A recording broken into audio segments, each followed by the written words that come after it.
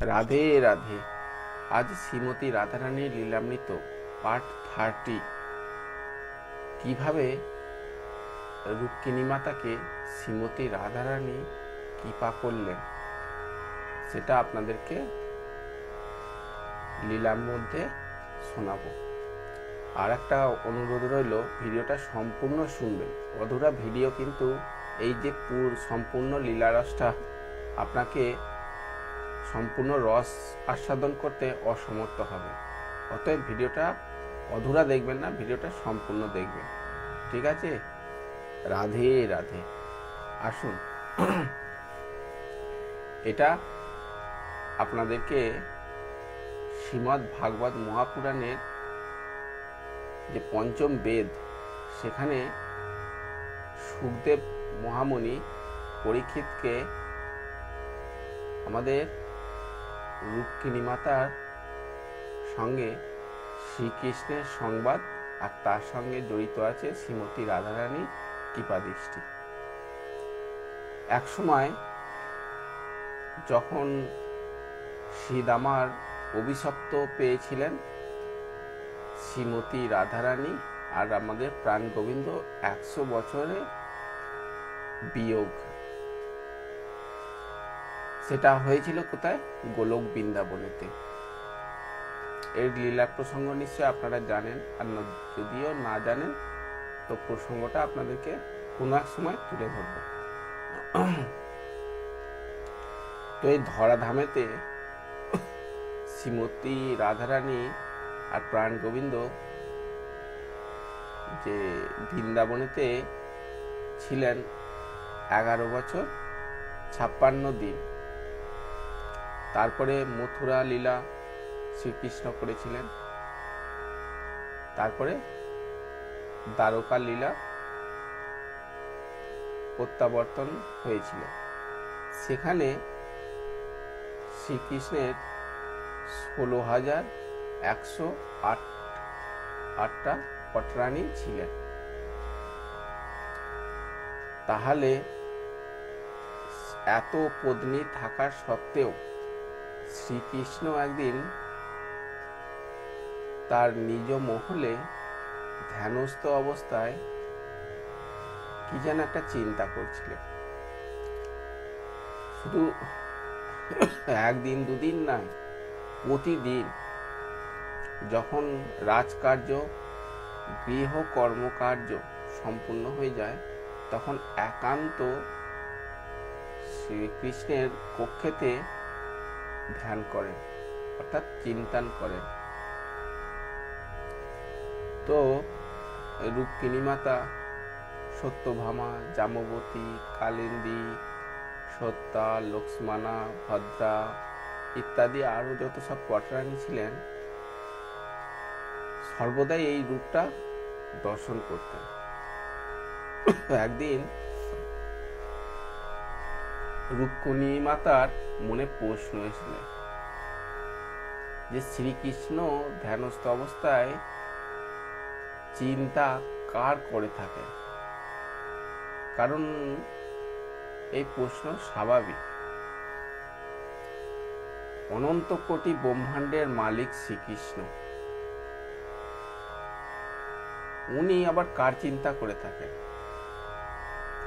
ঈশ্বর পরমকৃষ্ণ সচ্চিদানন্দ বিগ্রহ, অনাদির আদি গোবিন্দ, সর্বকারণের কারণ।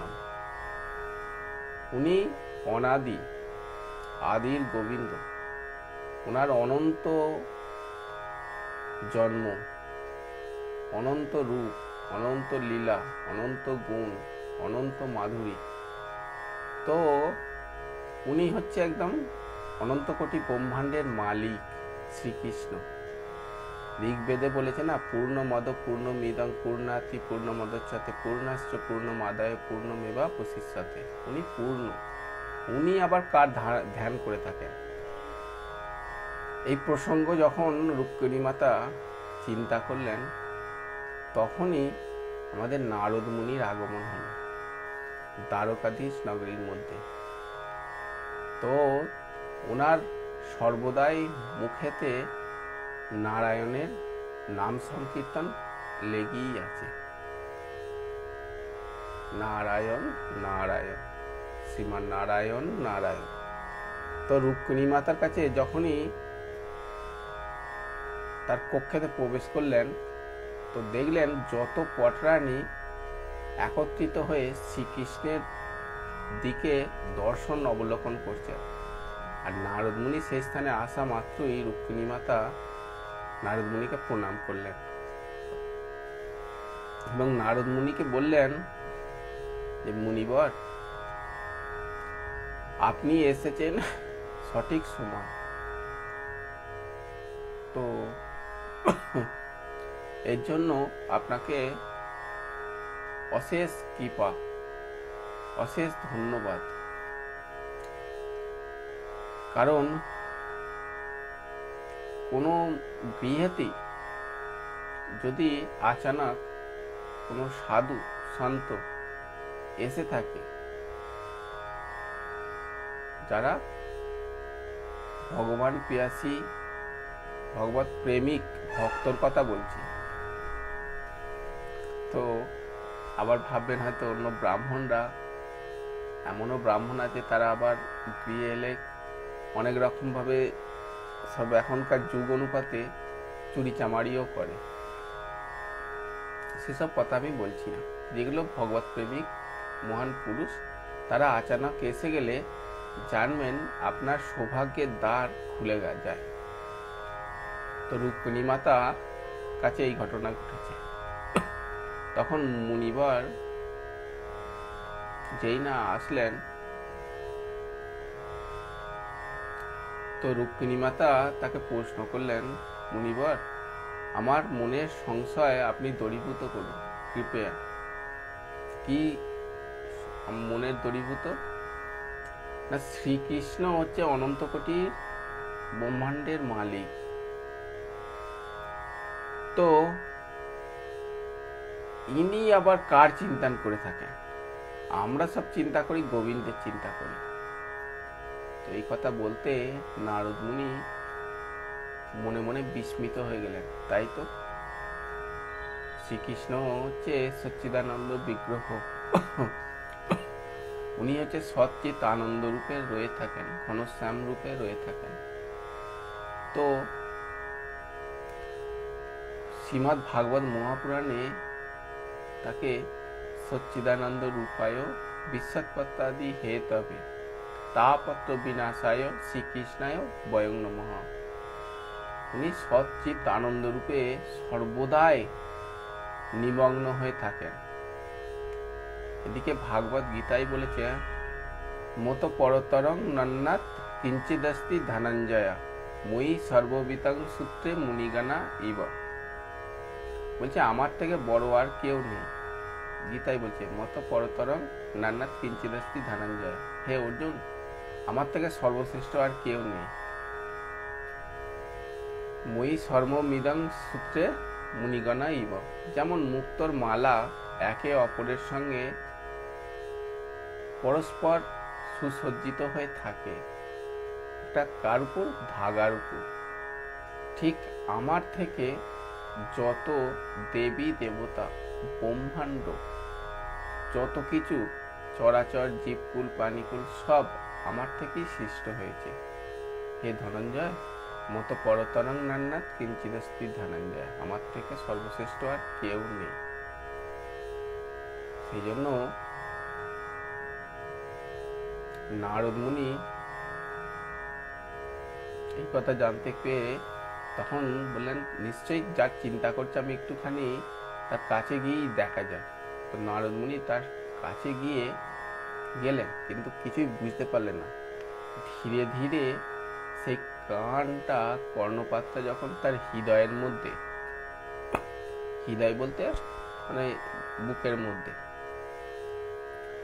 তো এটা হৃদয়ের মধ্যে যখন কর্ণপাত করলেন, তখন শ্রীকৃষ্ণ দেখলেন যে রাধারানীর নাম উচ্চারিত করছে। জয় রাধা রানী কি জয়, রাধে রাধে। তো শ্রীমতী রাধারানীর নাম উচ্চারিত করছে, শ্রী রাধে শ্রী রাধে শ্রী রাধে শ্রী রাধে। তখন নারদ মুনি রুক্মিণী মাতার কাছে এই রাধা কথা শোনা মাত্রই নারদ মুনি দু পা পিছিয়ে পড়ল। কেন? সেই রাধারানী শ্রীকৃষ্ণের যে বিরহ, রাধারানীর দর্শনের পেয়াসী, সেই বিরহ তাপকে নারদ মুনি সহ্য করতে পারলেন না। সেই জন্য তার হৃদয়ে মধ্যে নারদ মুনি যে রাধারানী নামের যে মানে আকাঙ্ক্ষাটা আরো প্রজ্বলিত হয়ে গেল, আরো বেড়ে গেল। শুধু শ্রীকৃষ্ণের নয়, নারদ মুনির। তো নারদ মুনি হচ্ছে গোলক বৃন্দাবনে মুগ্ধা সখী। গোলক বৃন্দাবনে আমাদের রাধারানীর কাছে মুগ্ধা সখী রূপে সর্বদাই সেবায়তে বিরত থাকেন। আর হনুমানজি কি জানেন? হনুমানজি কি সখী হয়ে রয়ে থাকে? চার শিলা নামক এক সখী হয়ে ওখানে রাধারানীর সেবায় উন্মুক্ত থাকেন। আর আজ জগতে কি হয়েছে? হনুমান রামের সেবা করে থাকেন। যাই হোক, তো আমাদের নারদ মুনি সেই সখী ভাব মনের মধ্যে প্রেরণা হলো। তখন নারায়ণের নাম সংকীর্তন আর মুখের মধ্যে এলো না, তখন রাধা রাধা করে কীর্তন করতে লাগলেন। তো এটা প্রবচনের মধ্যে যখন হবে কীর্তন মন্ডল, তখন ক্যাসিও ফেসু বাজিয়ে এনে করে একটু কীর্তন হয়। শ্রী রাধা রাধা রাধা রাধা, জয় রাধা রাধা রাধা রাধা, শ্রী রাধা রাধা রাধা রাধা, জয় রাধা রাধা রাধা রাধা, শ্রী রাধা জয় রাধা, শ্রী রাধা জয় রাধা, শ্রী রাধা জয় রাধা। যাই হোক, রাধা রানী কি জয়। তো তখন রুক্মিণী মাতাদেরকে যে 16,108 পটরানী তখন এই কথাটা তুলে ধরে যে শ্রীকৃষ্ণ রাধা নাম উচ্চারণ করে জপছে। জপ বলেছে না শ্রীমতী রাধারানীর, রাধা রাধেতি কুর্জাতু, রাধা রাধেতি পূজায়তে, রাধা রাধেতি সনিষ্ঠা, রাধা রাধেতি জল্পতে, বৃন্দারণ্যে মহাভাগে রাধা সহচরী পাবে। তো রাধা রাধেতি কুর্জাতু, রাধা কেউ যদি রাধারানী কেউ মানে কীর্তন করে, রাধা রাধেতি পূজায়তে পূজা করে, রাধা রাধেতি জল্পতে রাধে রাধে নাম জপ করে, তাকে কি হয়? বৃন্দারণ্যে মহাভাগে রাধা সহচরী ভবে, রাধারানী স্বয়ং তাকে সহচরী রূপে পার্মানেন্ট গোলক বৃন্দাবনে শিফট করে দেয়।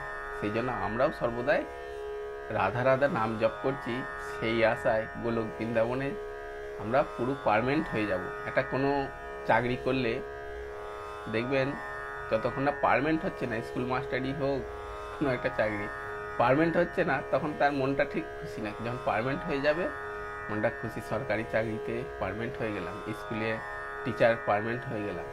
তো যাই হোক, আমরা তো একদম মানে অনন্ত কোটি ব্রহ্মাণ্ডে আনন্দের খান, তাকে ডাকছি।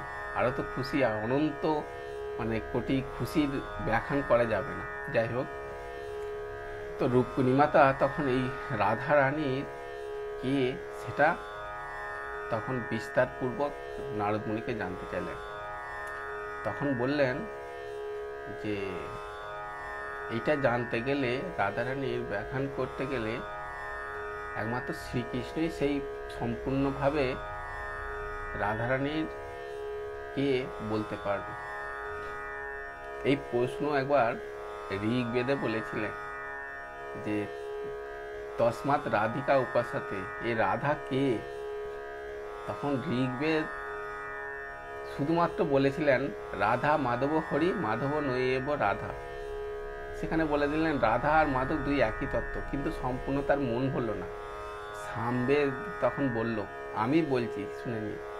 যস্যা রেণু পাদায় বিশ্ব ভর্তা যশ অঙ্কে বিলুণ্ঠন কৃষ্ণ দেবায় সসমারায় তস্মাদ রাধিকা শক্তিধাত্রী নমামা। মানে নমামি নয়, নমামা মানে বারংবার প্রণাম করছে। যস্যা রেণু মানে সেই শ্রীমতী রাধারানীর রেণু চরণ ধুলি, বিশ্বভর্তা মানে যে শ্রীকৃষ্ণ অনন্ত কোটি ব্রহ্মাণ্ডের মালিক, বিলুণ্ঠন মানে লোতপোত হচ্ছে, হ্যাঁ, সসমার তস্মাদ রাধিকা শক্তিধাত্রী নম বলছে, যেই শ্রীমতী রাধারানীর চরণ ধুলি পাবে বলে বিশ্বভর্তা শ্রীকৃষ্ণ মানে বিলুণ্ঠন মানে চরণ ধুলি পাবে বলে লোটপোট হচ্ছে, সেই হচ্ছে আমাদের শ্রীমতী রাধারানী। তো অনন্ত কোটি ব্রহ্মাণ্ডের মালিক সে শ্রীমতী রাধারানীর চরণ ধুলি পাবে বলে লোটপোট হচ্ছে। চিন্তা করুন তাহলে সেই চরণ ধুলির কত মাহাত্ম। শ্রীকৃষ্ণ তো অনন্ত, দেখেছেন যশোদা মাতার যখন বলল, হ্যাঁ রে লালা তোর মুখের মধ্যে কি তুই মাটি খেয়েছিস? বলে না খাইনি।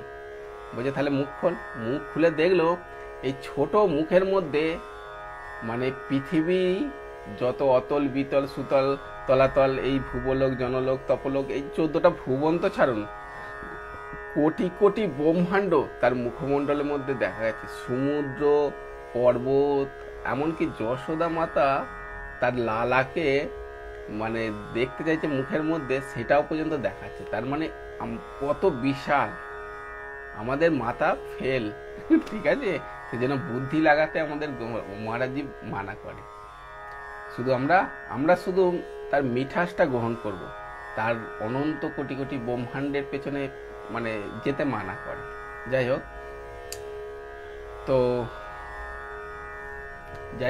তো শ্রীকৃষ্ণ তখন রাধার তত্ত্ব জানতে চাইতে তখন নারদমুনি বললেন, দেখুন আধা ঘন্টা হয়েই গেছে, এইসব লীলা মানে প্রায় 2 ঘন্টা এরকম লাগে। একে ভক্তরা তো মানে আধা ঘন্টার মধ্যে তাই শুনছে অতি অল্প, আমি কি করে এটা কমপ্লিট করবো তো ভেবে পাচ্ছি না।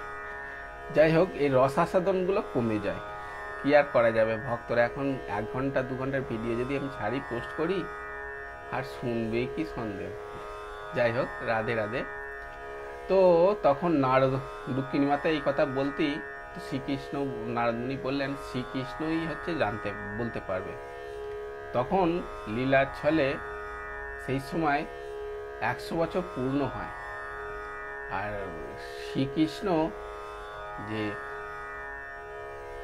মানে সূর্যগ্রহণের সময় সেখানে স্নান করতে যাবে। কোথায়? সেটা হচ্ছে আমাদের কুরুক্ষেত্রেতে, যেখানে আমাদের পরশুরামের পরশু হ্রদ রয়েছে, যেখানে মানে সমুদ্রের সঙ্গে মিলিত হয়েছে সেই স্থানটা। তো কুরুক্ষেত্রেতে সেখানে সূর্যগ্রহণের সময় স্নান অতি মানে পূর্ণ হয় এবং দান ধ্যান পূর্ণ সম্পূর্ণ হয় সেই সময়, সূর্যগ্রহণের সময় রীতি রেওয়াজ আছে আর কি। তো সেই সময় করে আমাদের যত ব্রজবাসীকে খবর দিতে বললেন নারদমুনিকে। তো নারদমুনি ব্রজবাসীদেরকে যখন খবর দেয় শ্রীকৃষ্ণ কুরুক্ষেত্রেতে সূর্যগ্রহণের সময় স্নান আদি করতে আসবেন, সেই সময় আপনারা কেউ যদি দেখতে চান তো আসুন। এই কথা বলা মাত্রই বলেছিলেন, এবং 3 দিন আগে। তো যখন শ্রীমতী রাধারানী একটা বললা বাহুল্য এই রস আস্বাদনের কথা একটু মানে এর বিস্তার, আমারই মনে কত কষ্ট হচ্ছে যে এত শর্ট করে তুলে ধরছি। তো এর রস সত্যিকারের মানে আপনাদেরকে বিস্তারভাবে দিতে পারবো না, এটা আমাকে ক্ষমা করবেন, কারণ 1/2 ঘন্টার মধ্যে আমি কমপ্লিট করতে চেয়েছি। তো যাই হোক, ভক্তরা অনেকখানি হয়ে গেলে আর দেখতে চায় না, যাই হোক ছাড়ুন। তো তখন শ্রীমতী রাধারানী যেই না শোনা মাত্রই যে শ্রীকৃষ্ণের সাথে দর্শন হবে, আজ সেই শ্রীরামার অভিশপ্ত সম্পূর্ণ হয়ে 100 বছরের যে আমাদের বিরহ তাপ আজ সম্পূর্ণরূপে গোবিন্দকে দর্শন করে মন তৃপ্ত হবে। এই বলে নন্দ মহারাজ, যশোদা মাতা সব তারা সব কুণ্ডলি সব কিছু আসবাবপত্র সব কিছু গুছিয়ে আমাদের গৌমাতাদের, যেটা কি বলে, যারা সব আমরা ঘোড়ার গাড়ি, তারপরে গরুর গাড়ি, এসব গাড়িতে করে তারা রওনা হয় কুরুক্ষেত্রেতে, বৃন্দাবন থেকে রওনা হয়। কিন্তু যেতে যেতে এবার ওখানে যে আমাদের এখন বর্তমানে ট্যান্ট লাগানো বলা হয়, পর্দা লাগিয়ে তাকে একটা ঘুমটি করে সব রয়েছে, ঘুমটি করে সবাই সেখানে রয়েছে। আর এদিকে শ্রীমতী রাধারানীর কক্ষের মধ্যে মানে সখীগণ সব ললিতা বিশাখা সব গাইড হয়ে রয়েছে। শ্রীকৃষ্ণ এদিকে যখন ব্যান্ড বাদ্য বাজনা নিয়ে যখন আসে দ্বারকাধীশ শ্রীকৃষ্ণের মানে জয়কারা দিতে দিতে, এদিকে আস্তে আস্তে আস্তে আস্তে যখন সেই একটা জায়গায় সীমিত হয়ে সেখানে নিবাস করলেন, এবং যখন সূর্যগ্রহণের সময় করে যখন শ্রীকৃষ্ণ স্নান করতে আসলেন, সেই সময় করে বৃন্দাবন ব্রজবাসীরা বললেন যে তোমাদের দ্বারকাধীশ স্নান করার পূর্বে আমাদের ব্রজ রানী আগে স্নান করবে। সেটা হচ্ছে আমাদের রীতি রেওয়াজ হচ্ছে। বলছে না, রাজা আগে স্নান করবে, তারপরে কে তোমাদের ব্রজরানী তাকে কোনোদিন চিনি না। এই বলা মাত্রই তখন মানে শ্রীকৃষ্ণর মনে খুবই কষ্ট লাগে।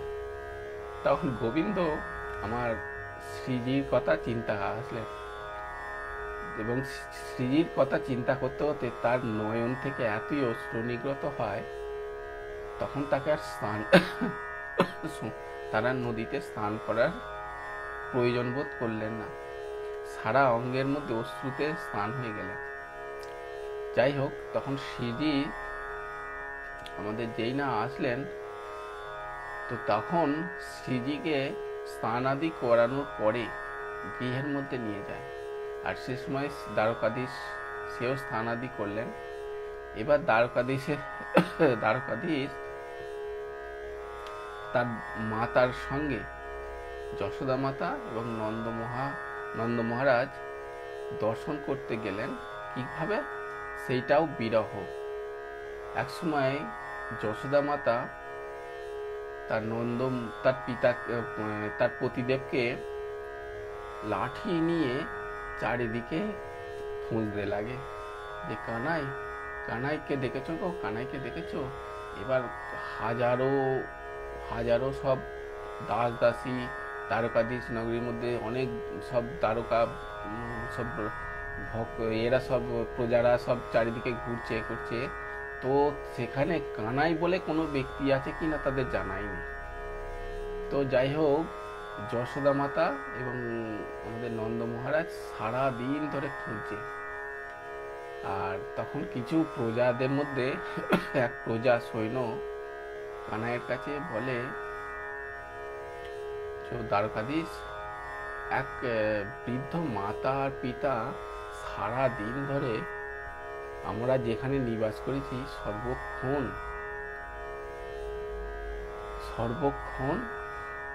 মানে কানাই বলে ডাকছে। তো সেই কারণের জন্য হে গোবিন্দ, হে দ্বারকাধীশ, কানাই বলে কোনো কেউ ব্যক্তি আছে?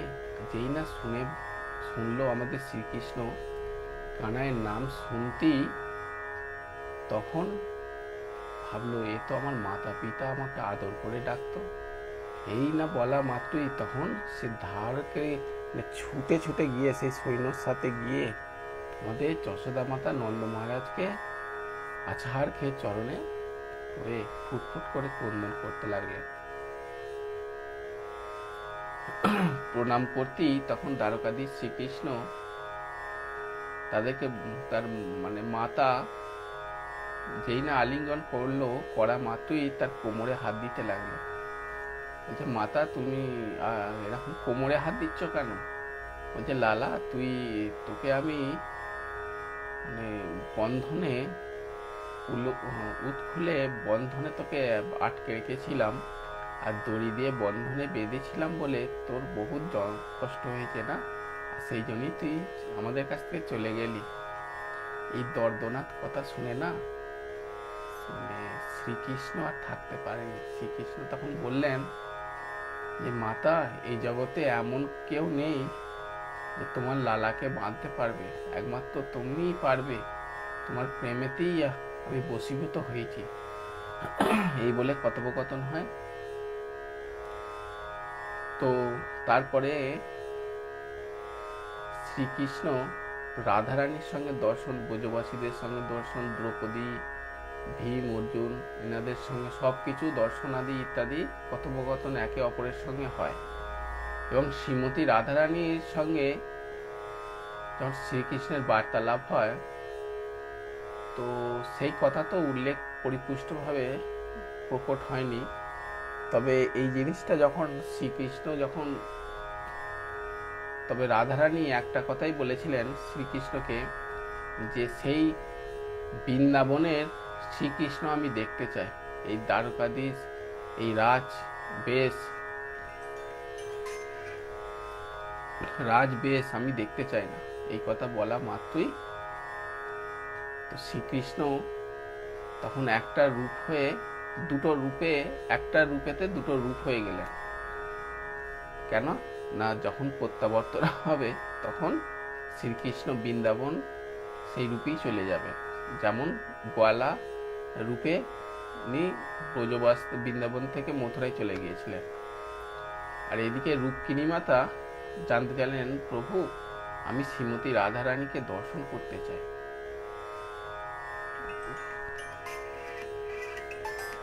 যাই হোক, তখন শ্রীমতী রাধারানী কি করলেন, রাধারানীর কাছে রূপকিনী মাতা যেই না দর্শন করতে গেলেন, তো ললিতা সখী তার কক্ষের মধ্যে ঢুকতে অসমর্থ করলেন।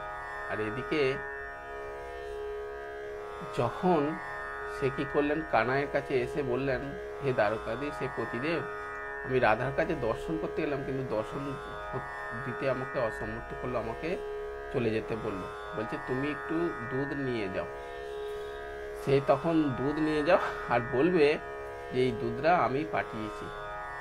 তখন কি করলেন, একটা কাঁচের গ্লাসে দুধ নিয়ে গিয়ে যখন ললিতা সখীকে বললেন যে আমি এটা দ্বারকাধীশ শ্রীকৃষ্ণ এই ভেটটা পাঠিয়েছে শ্রীজিকে, শ্রী রাধারানীকে খাওয়ানোর জন্য। তো ললিতা সখী বললেন, না, এই সবে মাত্র আমার প্রিয় সখী রাধারানী এখন বিশ্রাম করছে, অতএব আমি দর্শন দিতে পারবো না। কারণ যবে থেকে শ্রীকৃষ্ণ বৃন্দাবন ছেড়ে মথুরা ছেড়ে দ্বারকাধীশ রাজা হয়েছেন, তবে থেকে শ্রীমতী রাধারানী কোনোদিন চোখের পলক এক করে রাখেনি, অর্থাৎ সে ঘুমায়নি। এই কথা শুনতেই রূপকিনী মাতার হৃদয়ে বিস্ফোট হয়ে যায় যে শ্রীমতী রাধারানীর প্রেম কতটুকু। তখন ঢুকতে দেয়নি বলে সে কি করে, এরকম কথোপকথন হতে বাইরে বেরিয়েছে, উনি দেখলেন যে মানে তাঁবুর মধ্যে একটা কাপড়ের একটুখানি জায়গা থেকে শ্রীমতী রাধারানীকে দর্শনের প্রয়ত্ন করতেই শুধু তার বাম চরণের নখের অগ্রভাগের অগ্রকান্তি দর্শন করতেই তো সে মানে তার দিব্য আলো তীব্র প্রজ্বলিত করে তার পুরো একদম মানে তার এতই তেজ যে তার নখের 6টা বিন্দুতে রূপকিনী মাতা একদম মানে বেহুশ হয়ে যায় অবস্থা। তার রূপের 6টা এতই, তাহলে তার সর্ব অঙ্গকান্তি কিরকম হতে পারে। তা রূপকিনী মাতাকে যত দাসদাসী তাকে ধরে সামলে নিল। তখন শ্রীমতী রাধারানী বলল, ললিতে, কে তোমার সঙ্গে কথোপকথন হচ্ছে? শ্রীকৃষ্ণের কি ভেট নিয়ে এসছে, আমার কাছে নিয়ে এসো, আমি তার ভেট স্বীকার করব। আমার প্রাণনাথ পাঠিয়েছে। তখন রূপকিনী মাতা কিছুক্ষণিকের পরে যখন গেলেন, যেই না বলে শ্রীকৃষ্ণের ভেট এটা, তখনই কি করলেন, সেই দুধটা খেয়ে নিলেন। খেয়ে নিয়ে রুক্মিণী মাতার সঙ্গে শ্রীমতী রাধারানী বার্তালাপ হচ্ছে কি, যে শ্রীমতী রাধারানী কত সৌভাগ্য যে প্রাণনাথ সর্বদাই আপনার চিন্তা করে। তখন শ্রীমতী রাধারানী বলছে, না না, আপনি হচ্ছে কত সৌভাগ্য যে শ্রীকৃষ্ণের সামনে থাকেন, সর্বদাই সেবা করেন, আমি তো সেবাই করতে পারি না। তো একে অপরের উপর মানে নির্ভর হয়ে যাচ্ছে, কিন্তু কোথায় রাধা আর কোথায় রুক্মিণী। যাই হোক, তারপর রুক্মিণী মাতা যখন দ্বারকাধীশের কাছে আসে, তখন দেখেন তার মহলের মধ্যে শ্রীকৃষ্ণ ফফুলা পড়ে গেছে, সব ফোসকা পড়ে গেছে। বলছে, প্রাণনাথ, এ কি আপনার শরীরে ফফুলা ফোসকা পড়ে গেছে, এটা কি কারণ? আমি তো দেখে তো বিস্মিত হয়ে পড়ছি। এই বলার পরই তখন শ্রীকৃষ্ণ বললেন, আচ্ছা, তুমি যে দুধ নিয়ে গেছো, কিন্তু দুধটা কি প্রচুর গরম ছিল, তাই তো? বললো, হ্যাঁ, কিন্তু সেই সময় আমি সুদবুদ হয়ে ফেলেছিলাম। বলছে, ওই দুধটা যে খেয়েছে, শ্রীমতী রাধারানীর হৃদয়েতে আমি থাকি, আর আমার হৃদয়ে শ্রীমতী রাধারানী থাকে। তো উনি যখন দুধটা গ্রহণ করেন, তার হৃদয়ে তো আমি থাকি, তাই আমার সারা অঙ্গে আমার ফফুলা পড়ে গেছে, ফোসকা পড়ে গেছে। এই কথা শোনা মাত্রই শ্রী রুক্মিণী মাতা ধরাম করে পড়ে গেলেন, একদম মূর্ছিত হয়ে গেলেন। তখন শ্রীকৃষ্ণ কি করলেন, দুটো বাহু তাকে একটা মানে মস্তকটা দিয়ে একদিকে মানে তাকে মানে হাওয়া করছেন, আর একদিকে আর দুটো হাত, যেটা শঙ্খ চক্র গদা পদ্ম থাকে, একটা হাতে তার মস্তকটা, একটা হাতে তার মুখমণ্ডলের দিকে তাকিয়ে আছে একটা হাত দিয়ে, আর একটা দিয়ে চামর ব্যঞ্জন করছে, একদিকে আবার হাওয়া করছে। তো রুক্মিণীর মানে সেবা করার জন্য চতুর্ভুজ রূপে তাকে সেবা করছেন। রুক্মিণী মাতা তখন কি করলেন, বলছে, প্রভু, যেই না বলা মাত্রই তখন দ্বিভুজে এসে পড়ে, এবং সে অন্তর্দৃষ্টি দিয়ে আর কি চতুর্ভুজ রূপে যে শ্রীকৃষ্ণ দ্বারকাধীশ বুঝিয়ে দিল যে আমি দ্বিভুজ একমাত্র বৃন্দাবনেই থাকি, এমনি অন্তর্নিয়ত হয়ে চতুর্ভুজ রূপেই আমি দ্বারকাধীশের মধ্যে, দ্বারকা নগরীর মধ্যে আমি থাকি। রুক্মিণী মাতাকে একটা মানে হাতের মধ্যে তার মস্তক, একটা তার কেশটা বিখরে আছে সেই দিকে একদিকে, আর একটা হাতে তাকে হাওয়া করছে, আর একটা হাত দিয়ে তাকে চামর ব্যঞ্জন করছে, রুক্মিণী মাতাকে সেবা করছে। তখন রুক্মিণী মাতা যখন জাগ্রত হয়ে গেলেন, তখন বললেন যে আজ আমি বুঝতে পারলাম শ্রীমতী রাধারানী কি তত্ত্ব। সেই জন্য তারপরে শ্রীকৃষ্ণ সেই ফফুলা জায়গায় যখন ঘি দিয়ে যখন রুক্মিণী মাতা প্রলেপ করছেন, আর প্রলেপ করার সাথে সাথে সেই রাধার নাম উচ্চারিত করতে করতে প্রলেপ করছেন। আর যত সব পটরানী ছিলেন 16,108টা, আর রুক্মিণী মাতার এই দৃশ্য দেখে, এই সব লীলাগুলো দেখে শুনান করে সবাই রাধা নাম করতে থাকলেন। আর রাধা নামের ফলে শ্রীকৃষ্ণর ফফুলা ঠিক হয়ে গেলেন। কিন্তু রুক্মিণী মাতার সেই রাধা তত্ত্ব আমরা কি দূর কি ভাত, স্বয়ং শ্রীকৃষ্ণ পর্যন্ত জানে না। সেই মাদনাক্য মহাভাবের রস আস্বাদন করা অতি সোজা, কিন্তু হালকা ফুলকা একটা ফুলের মধ্যে যেমন সুগন্ধ সবার গন্ধের মধ্যে নাচিকার মধ্যে আসে, সেই রকম হালকা ফুলকা মানে বললাম শ্রীমতীর যে রসাস্বাদন, শ্রীমতীর কি তত্ত্ব। তো রুক্মিণী মাতা যে দর্শন হলো শ্রীমতী রাধারানীর কৃপাদৃষ্টিতে, ঠিক আছে। আরও বিশেষ, আরও ভালোভাবে, আরও অন্তর্নিহিত লীলা অনেক ওর মধ্যে রয়ে গেছে। তো অল্প সংক্ষেপেই আপনাদেরকে তুলে ধরলাম। তো কিছু ভালো লাগলে আপনারা শেয়ার করে দেবেন। প্রেম সে বলুন রাধা রানী কি জয়, রাধে রাধে।